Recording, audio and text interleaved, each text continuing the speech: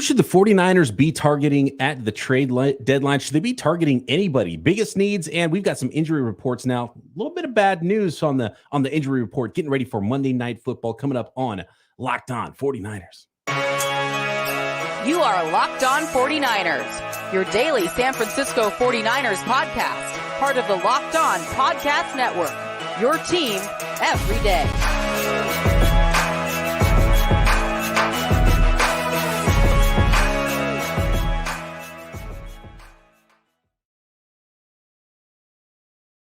Welcome to Locked On 49ers. Brian Peacock and Eric Crocker at BD Peacock at Eric_Crocker.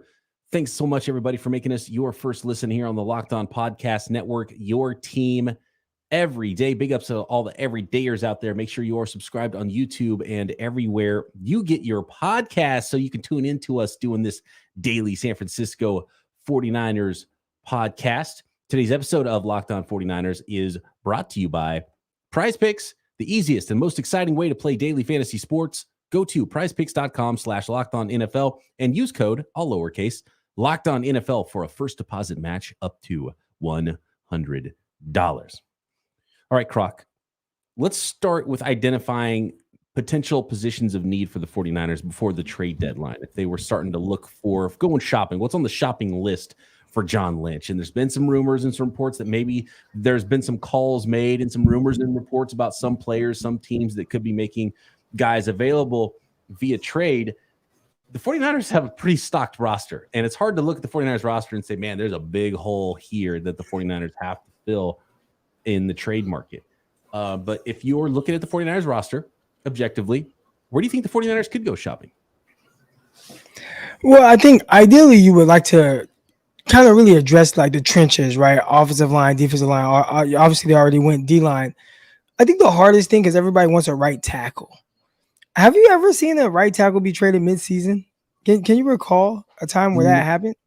Not many. And, you know, what's funny is of all the players and names that get thrown out, you don't see any offensive tackle names get thrown out very much either. So it's a difficult position to shop for. Right. So considering that, I think you have to go cornerback.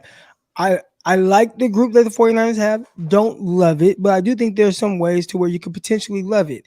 If Deommodore Lenoir, who has played well as a starter on the outside, maybe slide him inside to that nickel spot, have him lock that down. And that's not to say that Isaiah Oliver has been bad, but can we get a little bit better on the outside?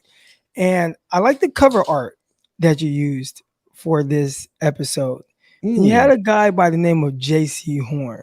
No, actually, that's Jaycee Horn's teammate on the thumbnail. That's Brian. Oh, is that Brian? Okay, never mind. He went to He went to number 0 this year, by the way, too. So it's a different look for Brian Burns. And actually, the 0 I think stands for 0 sacks. I don't know how many sacks Brian Burns has on the year, but man, that defense is really underperforming for the Carolina Panthers. And absolutely, I think we're going to go to the Carolina Panthers here with some of our discussions for potentially players that are available.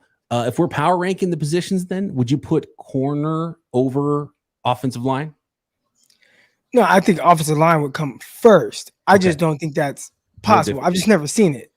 So, and if you are trading for a tackle mid-season, is that tackle any good that a team would get rid of that guy? Because we haven't seen it. So how bad of a situation does it have to be for someone to move off of a starting caliber right tackle or left tackle?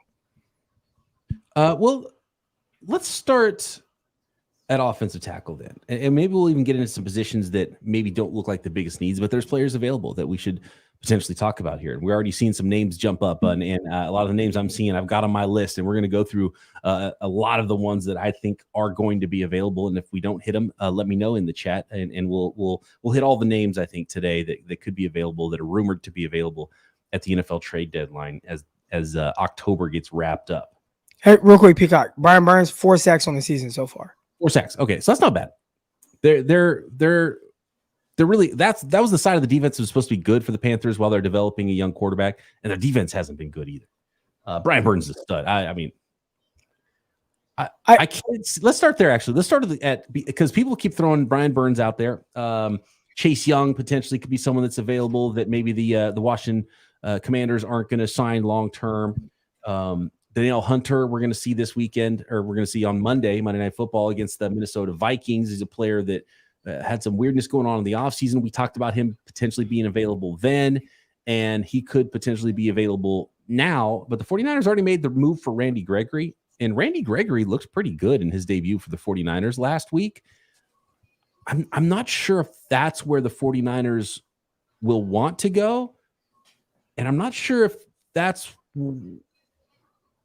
that level of what it's going to cost is where the 49ers want to go, because they're not going to so let's start with Brian Burns.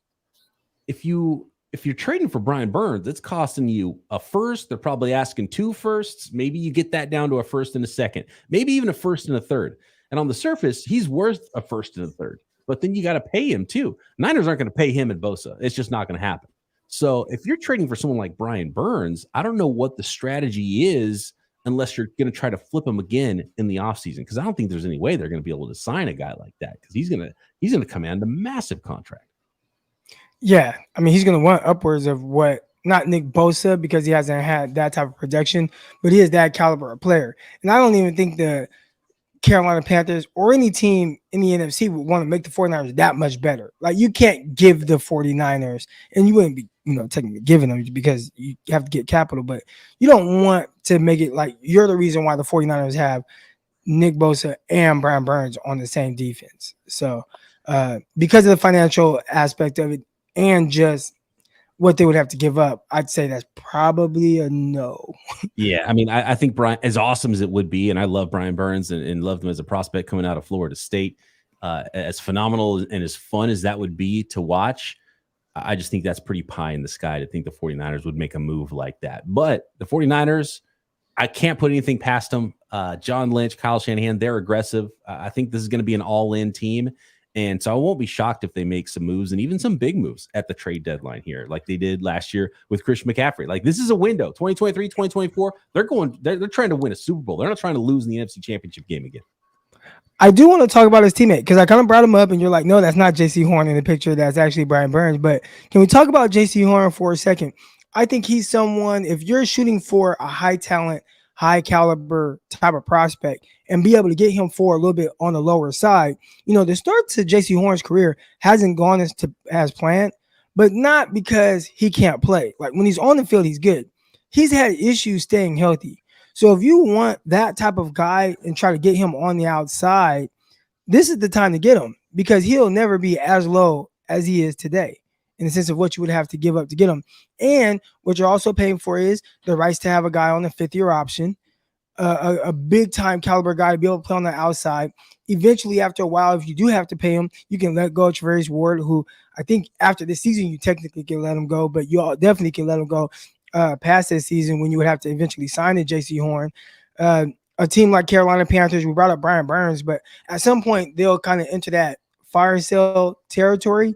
And what other way to kind of revamp certain positions and maybe even bolster up your offense by getting a pick from the 49ers to really kind of help get more weapons for your offense. So Jaycee Horn is a guy I really like, almost like Okudah a couple years ago and CJ Henderson, guys that maybe could play, but injury issues, or Henderson, I think he had the issue with the mental health stuff. You might be able to get a guy like that for the low right now. And this would be the lowest you ever get Jaycee Horn. So he's someone that's definitely intriguing and can hold down not only the outside cornerback spot, but Carolina has also played him in that star position as well that we saw Jalen Ramsey play. So he does have the versatility to be able to play outside, which I think is where he projects higher, but he can give you that nickel capability too, because he's a smart kid and the son of Joe Horn.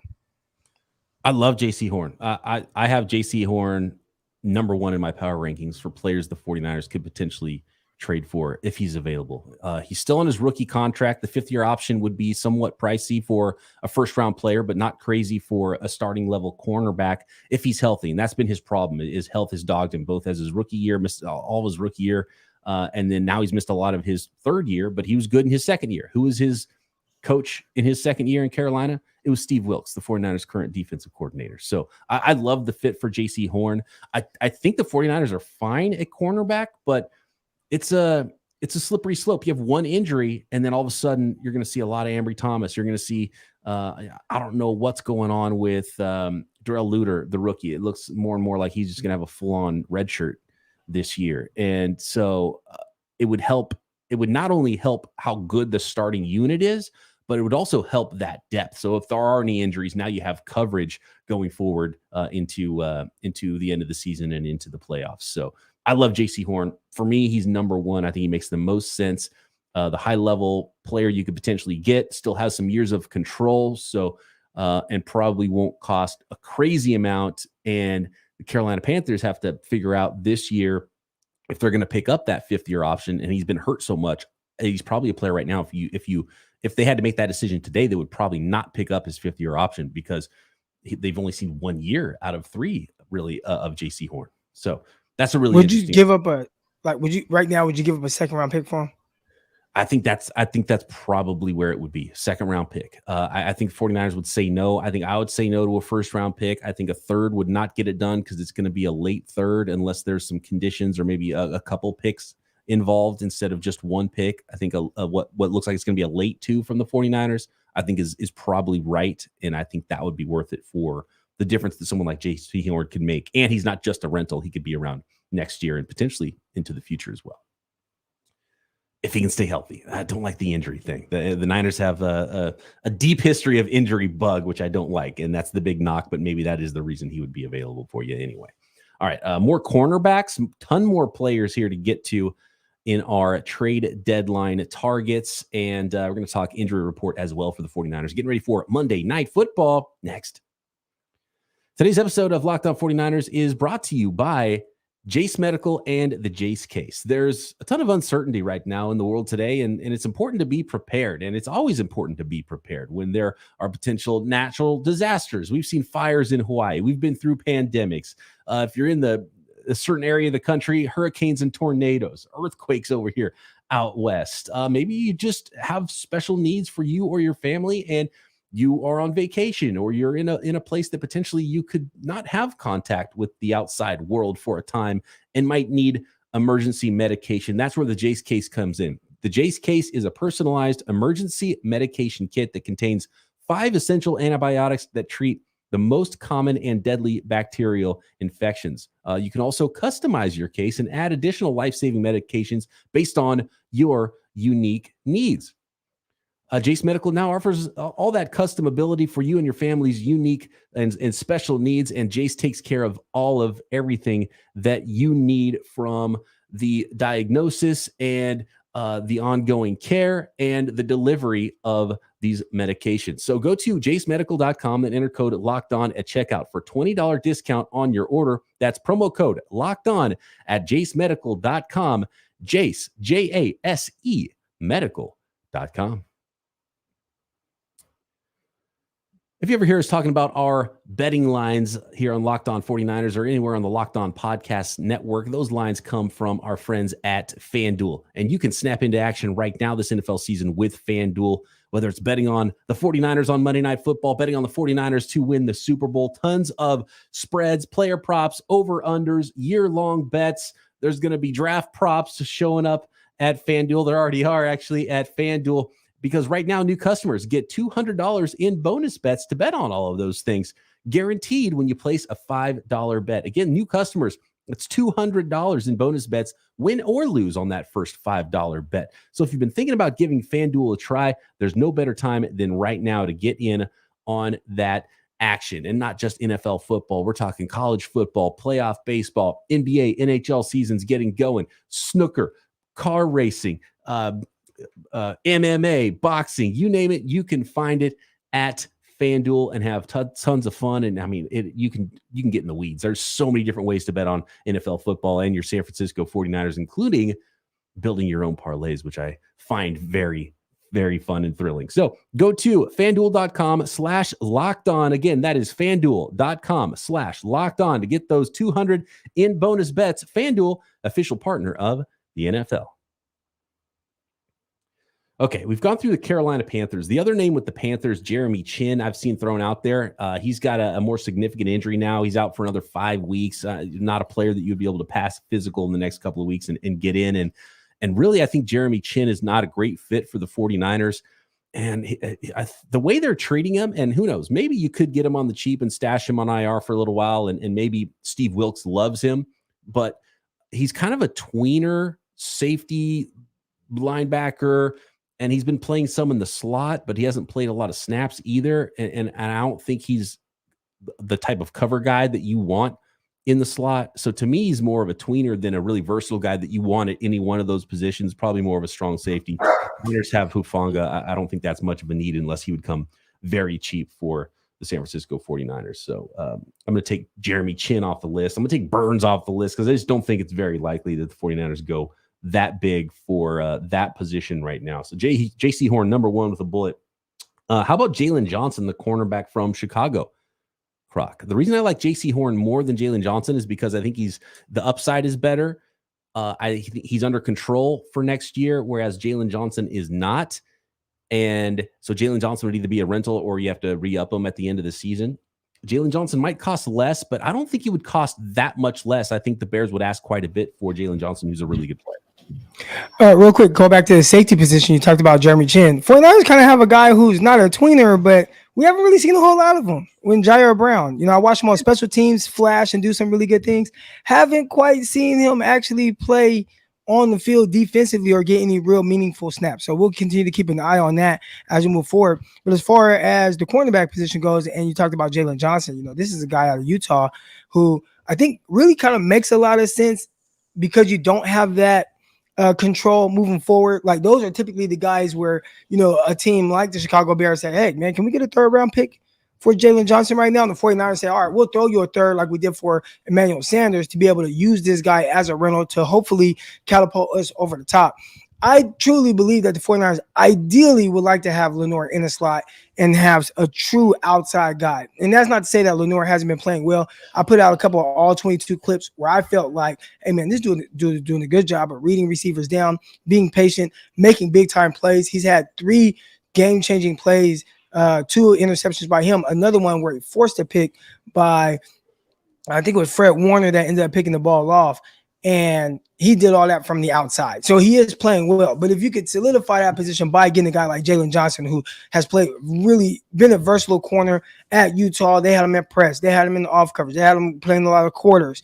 He did a lot of things that I think really fit what the 49ers do today. And even for the Chicago Bears, hasn't been the big takeaway guy, 1 interception in his career, but he has been the guy who's scrappy and has played consistently good football, not great. Definitely somebody that could be a half a year rental. In the chat, 49er fan 86 says both Bosas laugh out loud. No, that ain't happening. Not happening at the trade deadline, but I think there is a scenario where Joey Bosa could join Nick Bosa in San Francisco as early as the 2024 season. He's got a roster bonus due. He's got a big contract. He's got a roster bonus due in March. And with his injury history and how little he's been on the field, I think that there's he's a potential candidate to be cut by the Chargers this offseason.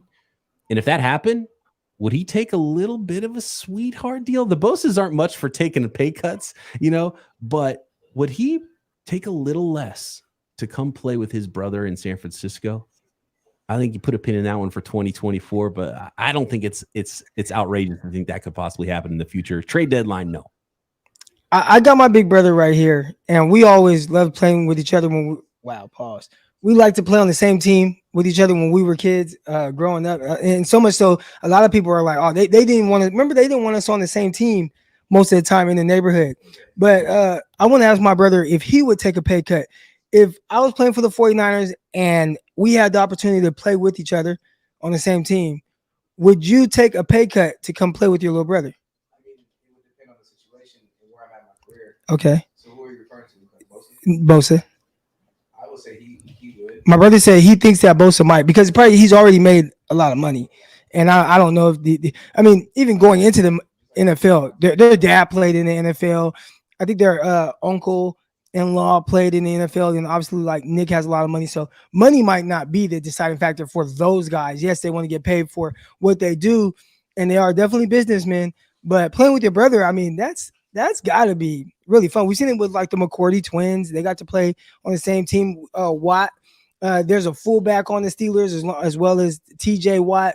I think that's got to be really cool to be able to play alongside your big brother. Yeah, and the Haywards as well in Pittsburgh. The Herbigs as well in Pittsburgh. I think you got 3 sets of brothers on that team. I could totally see it because 1 year deal, then he plays healthy, gets a ring, plays with his brother. Then after a full healthy season, maybe puts himself in a better spot to even make even more money than he would have in the 2024 off season. So yeah, I don't know. It's not out of the realm of possibilities.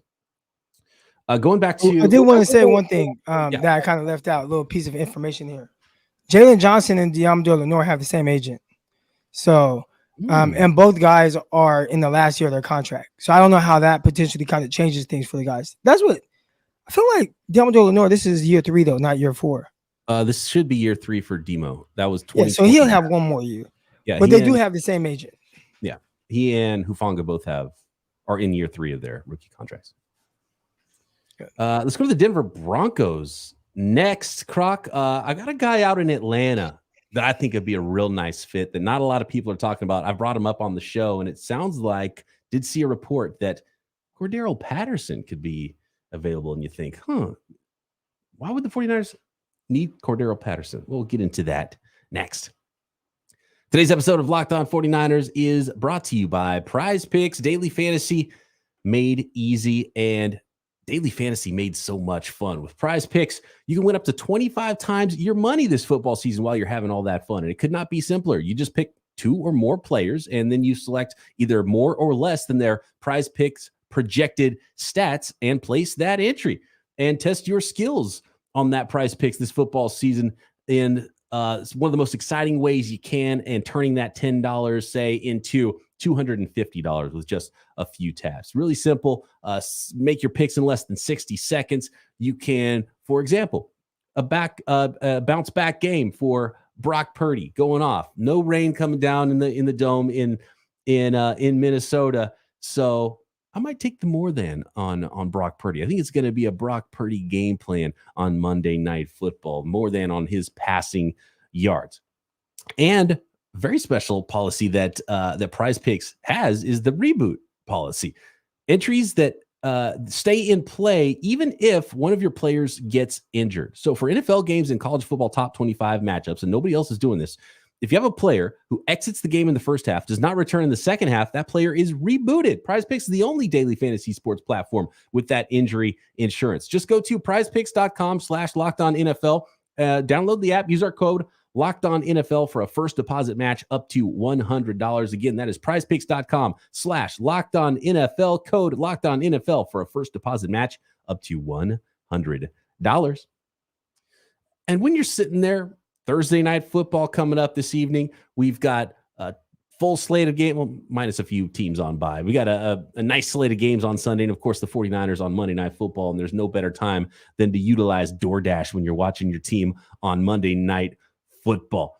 Kickback at kickoff, unbeatable deals on everything you need to watch, or if you have a watch party, maybe you're having a tailgate for the 49ers, and you can get anything you need at DoorDash. You can get groceries delivered at DoorDash. Your favorite Mexican food, get some chips, dips, nachos, everything you need for your party down when you're watching your San Francisco 49ers in prime time, and a very special offer for our listeners as well. And I know I love just dialing up the DoorDash. There's those days where you're just exhausted, you're home, you're not cooking, you're not going out, you want that food brought to you, and you open up the DoorDash app and it's there in no time. And 50% off up to $10 value when you spend $15 or more on your first order when you download the DoorDash app and enter code LOCKED23.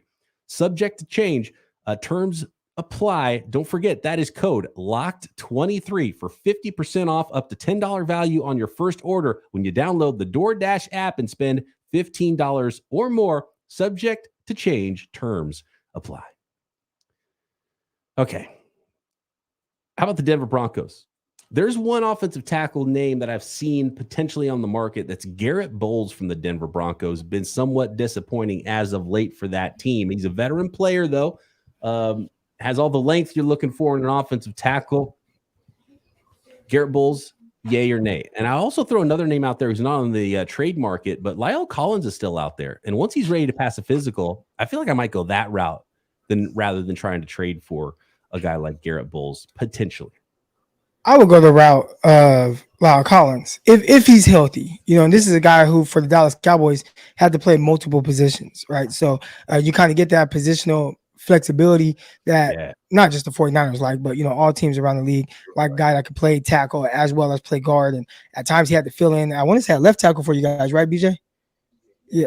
Had to fill in for Tyron Smith at left tackle for the Dallas Cowboys. So if you can get him and he doesn't have to come in and be your initial starter, you can kind of work him in and whatnot. And then, okay, McKivitz, like maybe you're getting beat too much.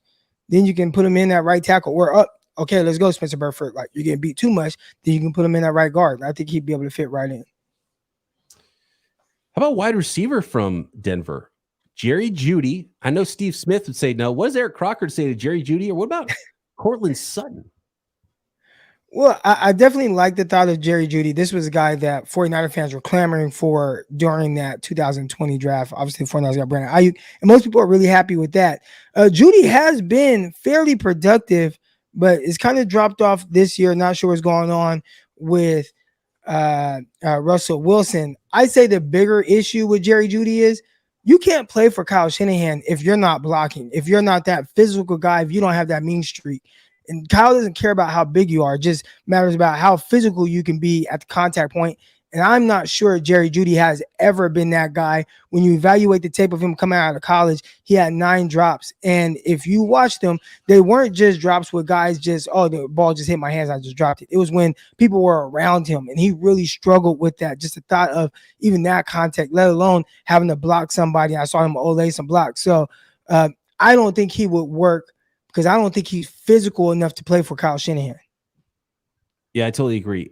Maybe the Shanahan doghouse could work some magic on him, but yeah, his catching through contact in tight spaces, there's just that it's a glaring miss. It's a glaring missing trait that Jerry Jeudy has that I think has dogged his NFL career, or else because he's still among the better separators in the league. Sutton's the opposite guy. He's not the biggest separator, but he's a big body target. Someone catch the ball down the field. I wouldn't mind Sutton. I don't know if he's Kyle Shanahan's type of guy. You know what we say, man. He definitely not. He's too tall, too fast. You gotta be tall and slow to be a big receiver for Kyle Shanahan, unless your name is Julio Jones. He's had some injuries that slowed him down a little bit. He doesn't give you much after the catch either, though. So that might be the other ding for Cortland Sutton. Mecole Hardman no longer on the market. He's going back to Kansas City. There is Frank Clark and the safety Simmons. I don't know if they're fits for the 49ers from the Denver Broncos. Stop me, Croc, if you hear a name that you like here. What about in Washington? Chase Young, we haven't talked about. There's also Hunter among the edge guys that could potentially be available. So Clark, Young, Hunter. We kind of said no to Burns. You think of the other edge guys 49ers should pursue? I mean, listen, when you say Chase Young, I'm intrigued. He has definitely been underwhelming throughout his career, but the freakishness definitely pops off the film. You just don't know if you're going to get it from play to play, down to down. Now, sometimes the circumstances that you're playing in can kind of get you to play down to the level of the team that you're on.